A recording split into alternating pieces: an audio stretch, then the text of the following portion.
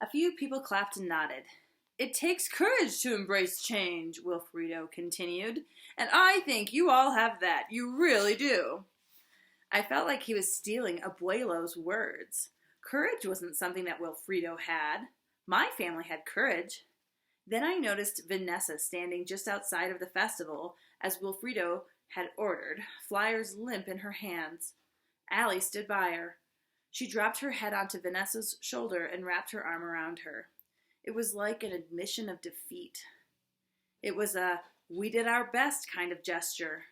I could see flyers scattered in the streets, just a few feet behind them, left behind by people who were now enjoying the festival. I looked back at my family. Uncle Carlos pushed the quadruple stroller back and forth, trying to put his 4 kids to sleep. Aunt Tootie watched quietly and reached for Uncle Carlos's hand.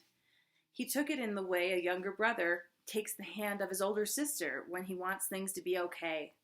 My family gathered closer together, confined to our patio. I looked at Wilfredo on stage, alone.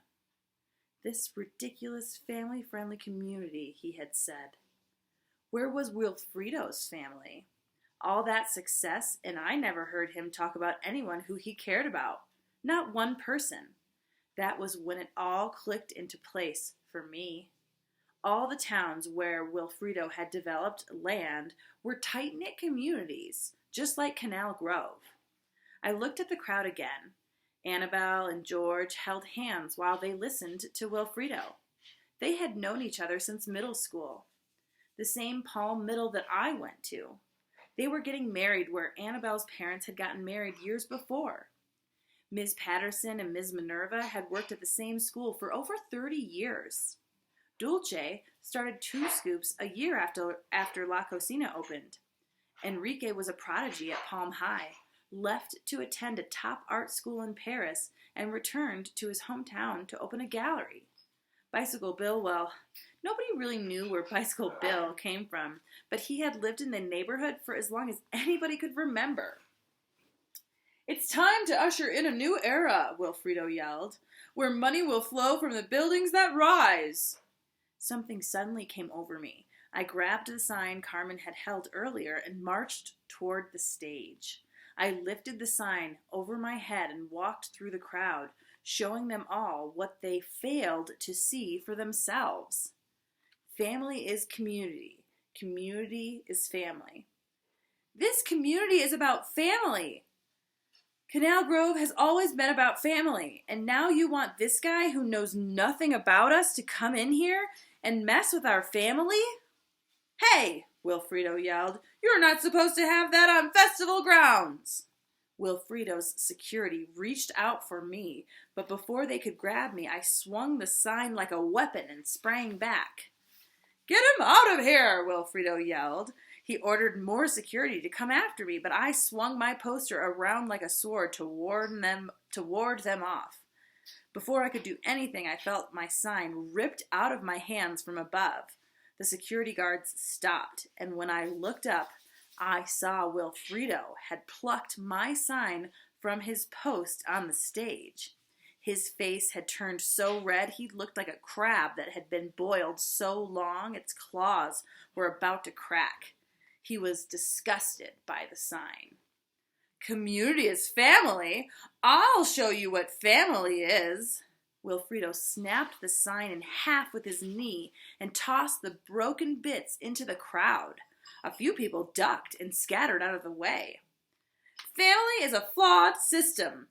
Family will not save you, or provide for you, or keep you safe. The only thing that keeps you safe is money. Do you think these people care about your family, little boy? They don't. They care about themselves. Do you think Chuchi isn't beaming at the prospect of a whole new flock of business once my building goes up?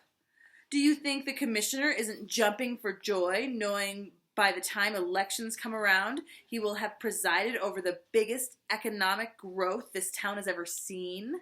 You think because people go to your restaurant that they owe you some kind of allegiance? "You're wrong," I yelled, storming the stage. "Just because you don't have a family or don't care about them doesn't mean they don't care about theirs."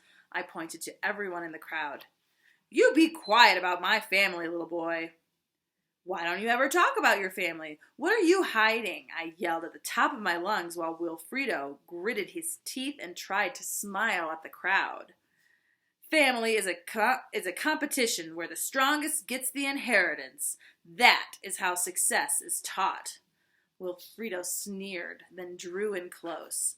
His breath smelled like room temperature cheese. I beat my family and my brothers and sisters and earned my father's love. You win by being strong, not sentimental and weak. Wilfredo stepped away from me and addressed the crowd. This boy and his family are beginning to look like sore losers. Wilfredo laughed and continued. They are sneaking around, trying to rally and protest something that is perfectly within my right to do. Apparently, your abuela and abuelo didn't learn that in this country. People are free to buy property. They knew that, I said, my voice loud and bold. But Jose Marti said, we are free. I tried to remember the quote Carmen said. But not to be indifferent. Indifferent from the... Darn, what did he say? You can't even remember the quote. Pathetic. But not to profit from the people, but the work created and sustained through their spirit. Bicycle Bill chimed in as he walked to the foot of the stage. He slowly picked up the broken sign and took it back to his bike. Whatever the quote, this is my festival and I have done nothing wrong by placing a bid on this property. And you have intruded and handed out propaganda when I explicitly told you not to. Now get this boy out of my sight. Everyone in the crowd looked like they had just seen an alien spaceship land. Their jaws were on the floor. Before I could figure out what that meant, I felt two hands grab me and escort me off the stage. Don't touch my nephew! Aunt Tootie yelled at Wilfredo's festival security guards. On my way to wherever they were taking me, I caught a glimpse of Carmen on the restaurant's patio. I guess she'd seen the whole thing. It felt like 1,000 pounds of refried beans had just been dumped onto my head. That's the end of the chapter. The next chapter is called Words You Never Want to Hear. Please include detail in your summaries and inferences and questions.